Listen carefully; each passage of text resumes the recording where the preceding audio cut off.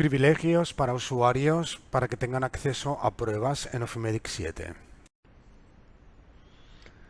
En determinados centros médicos nos podemos encontrar que el personal de recepción o personal administrativo necesita acceder a las pruebas médicas. En Ofimedic, desde cualquier historia médica, podemos lanzar peticiones de pruebas. Y estas peticiones de pruebas, que se realizan en función de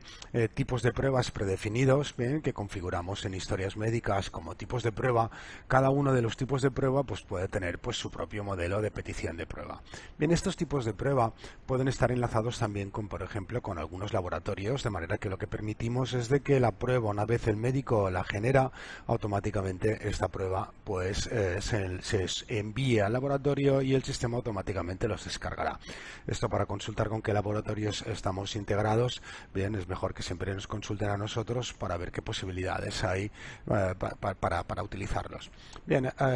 también en el sistema de pruebas también pueden solicitar pruebas a pacientes para que los pacientes envíen, por ejemplo, pues envíen una solicitud de una prueba a un paciente y que se la envíen por email y que el paciente pues adjunte fotografías o imágenes y a partir de aquí lo reciban. Bien, la mecanización de este tipo de prueba siempre se realiza a través de la historia médica del paciente. Pero luego la gestión de estas propias historias médicas, de estas propias pruebas que generadas desde la historia médica, a menudo las tiene que realizar personal de recepción. Es decir, no es el médico el que está al tanto de si la prueba está realizada o no está realizada, etcétera, etcétera. Esta consulta de pruebas la pueden realizar desde historias médicas, vamos a pruebas y aquí nos aparecerá para un periodo de tiempo que vamos a seleccionar, bien, todas las pruebas que tenemos generadas y a partir de aquí nos informa del estado, si están enviadas, si están recibidas, etcétera, etcétera. Como veremos aquí, pues por ejemplo nos aparecen todas las pruebas que tenemos hechas, bien, y a partir de aquí nos pone la fecha de alta, datos del paciente en concreto, bien, luego nos pone también el días transcurridos, bien, la fecha de la visita a la cual, y como veremos aquí nos aparece el estado, pues si está solicitada, si el paciente nos la ha entregado, bien, y determinada información que nos ayuda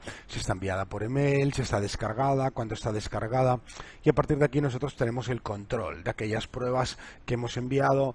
cuáles están descargadas, cuáles no, cómo se ha entregado. Bueno, todo esto se explica un poquito en el módulo de gestión de pruebas. Lo que queríamos destacar ahora es que en esta versión 7.4 lo que hemos hecho es de que no sea obligatoriamente un usuario con privilegios de historias médicas el que pueda acceder a esta lista de pruebas, sino que también lo pueda hacer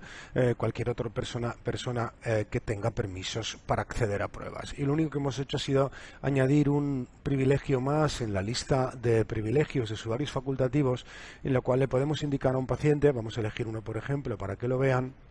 Como veremos, pues voy a elegir, por ejemplo, yo aquí un paciente que lo llamo Alejandro Mota, bien, que puede ser facultativo o no, da igual. Y como veremos, aquí tenemos un campo más que se indica pruebas. Bien, este campo de pruebas en este caso aparece por defecto porque este paciente ya tiene acceso a historias médicas, este facultativo, perdón, pero le podíamos quitar los privilegios de historia médica y darle acceso a pruebas. Eso significa que el usuario en cuestión, cuando acceda, siempre podrá acceder a esta lista de pruebas que estábamos visualizando y gestionarlas desde aquí.